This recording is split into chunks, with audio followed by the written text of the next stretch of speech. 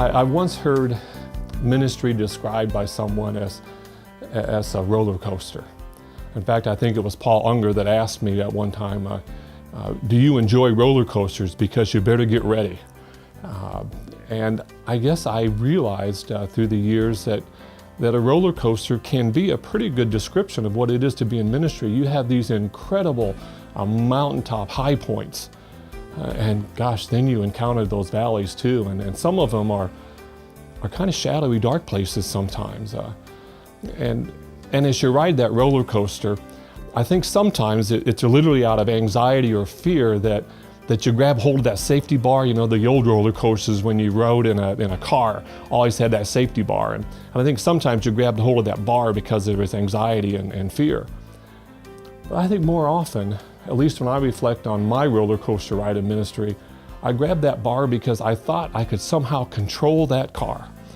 Even though I was on the roller coaster and it was obvious I wasn't in control, I would grab that bar and I thought if I hang on tight enough and if I pull hard enough, I can make it go where I want.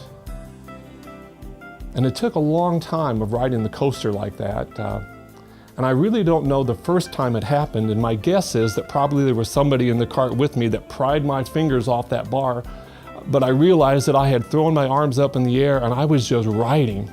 And it was pure ecstasy and joy as I looked at around me and realized it was the Spirit moving, it was God moving.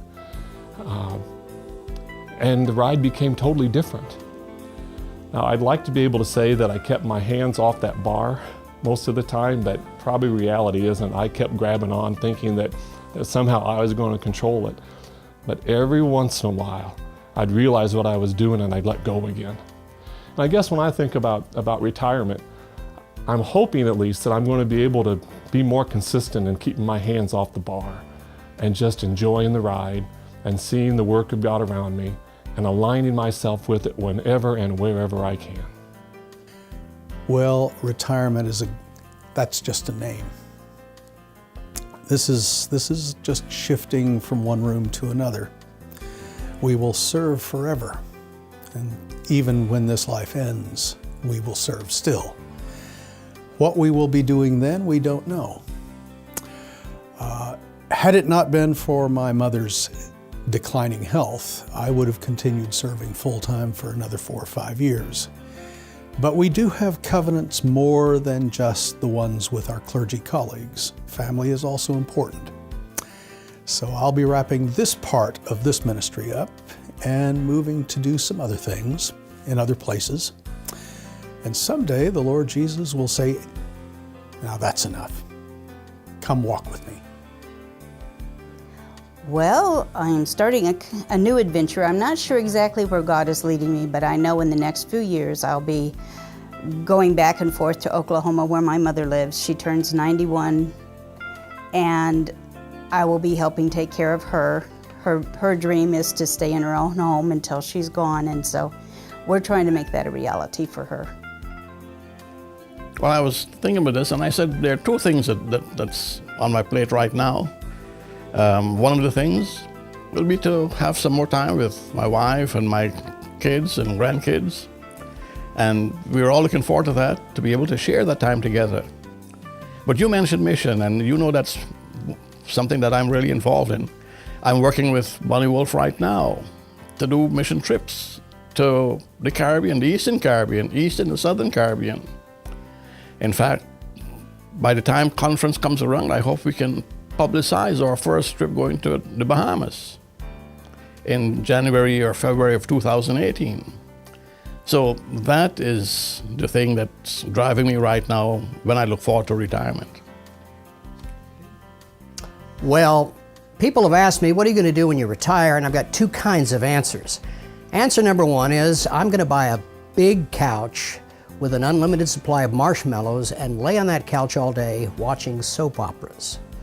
And when they are shocked, I say, no, listen, as long as there's fresh sin, I'll be employed. I just won't be getting paid for it, but that's all right. The pay was never the big deal. I had an uncle in the ministry, Garrett Phillips, who was in this conference for a number of years, and he said something to me once, even before I was a churchgoer, just as an aside. He said, you know, I never moved on a raise. And when I look back on his ministry and the integrity of that and the impact he had at so many places, yeah, you lay the dough aside. You just lay the dough aside.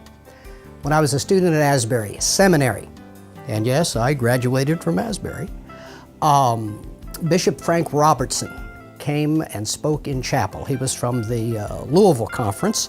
He was a Yale grad, and he had fun talking to a crowd of Asburyans. And he said something I've never forgotten. He said, if you want to get by in the ministry, he said this in chapel, if you want to get by in the ministry, you got to do three things. You've got to be there in emergencies, avoid controversies, and cultivate the right people. He said, if you do those three things, you'll get by in the ministry. With any luck, you'll get a pretty decent appointment. And there's a catch, and the catch is you'll go to hell. Well, I'm sure part of Bishop Robertson loved telling a room full of Asburyans that they could go to hell, but only if they yielded to that temptation. And what's been interesting is I've discovered, both while I was in active ministry and as I transitioned to retirement, those three little bits of information remain relevant. It's important to be there in emergencies for people. It is important not to cultivate the right people for manipulative reasons, but to just minister to everybody and to connect with that. And it's important, if not to avoid picking fights, because you don't want to do that. We've all known people who could start a fight in an empty room. Who needs that? But to say, okay, is this really something to just create hate and discontent? And to focus on what's positive, what's the good news? Or as Paul says in Romans, or rather in Philippians 4:8, he's talking about whatever is just, honorable, gracious, things like that. Think about this kind of stuff. And so I also tell people what's going to keep me fired up is the fact that as long as there's fresh sin, I'll be in business. And so I'll see you around the block.